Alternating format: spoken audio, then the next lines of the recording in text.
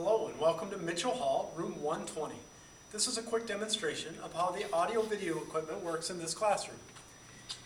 At the teacher station on the right-hand side is our controller, and that's going to control the audio, the video, and the control of the projector. Over here where it says display power is the way we're going to power up the projector. Right now the light isn't on, which indicates that the projector is not on. I'm going to hold down that button for about 1 second until the projector powers on. You'll see the green light blinking on the projector there. When that light goes a solid green, that means everything is booted up and ready to go. So we're going to be patient while the projector boots up. And we'll go ahead and log on to the computer while we're waiting. I'm going to pull the keyboard tray out here, and I'm going to follow the directions on the screen. Control-Alt-Delete will get me started. And I'm going to read this responsible use message and click OK.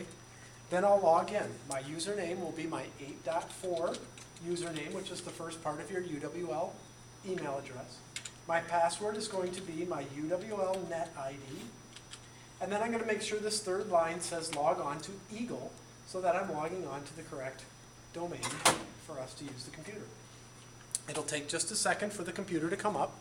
And in order to ensure that it's showing to the class, I'm going to come back over to the controller and press the PC button until it's highlighted so that the PC shows up on the screen in front of us. The document camera is located on the left side of the teacher station. The power button is located in the back. I'll press the power button and it'll take just a second for it to boot up. Your advanced controls are up here on the top of the camera. The zoom wheel will zoom you in and out.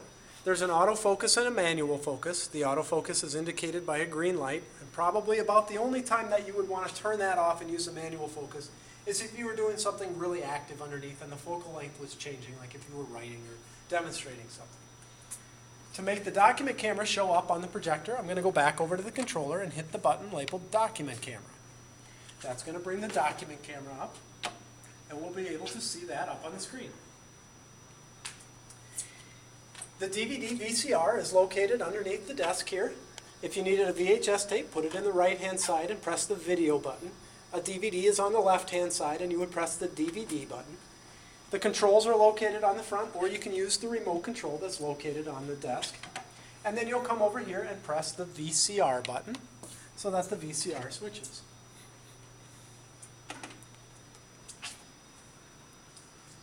The volume knob is located on the left-hand side. I'll turn it to the right to turn the volume up, and I'll turn it to the left to turn the volume down. And that's going to be the case. That volume knob works for anything that you're using in the room, whether it's the DVD, the computer, or the laptop. Just make sure if you want to hear the audio that your controller is highlighted on what you want to hear. The laptop connections are all located on the desk here underneath this little trap door. There's also a power supply in there, so you can plug your laptop in so that you don't have to rely on battery power or run your cable across the floor. I'm going to plug the audio cable into the headphone jack on my laptop, and I can use this audio cable on any device that has a headphone jack, like an iPod or an MP3 player, or anything you wanted to get audio out of. And then by pressing the laptop button, I can hear that audio through our room sound system. The video cable plugs in to the video card on your laptop. And then to make sure that my laptop is sending out the signal to the projector, I'm going to hold down the function key and press the F8 button on my Windows keyboard. On my computer, it brings up a nice little menu to give me the choices. On some computers, you'll have to hit that F8 key a number of times to scroll manually through the selections. I'm going to choose the duplicate option, so whatever I'm showing on my laptop screen is also going to show up on the screen. And then I'm going to hit laptop on the controller on the desktop here until my laptop shows up on the screen.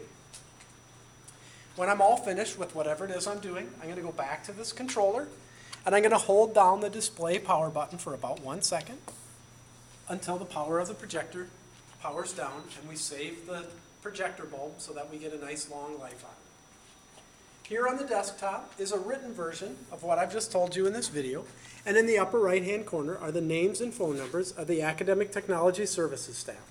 If you have any questions or need help with anything, give us a call and we're happy to help.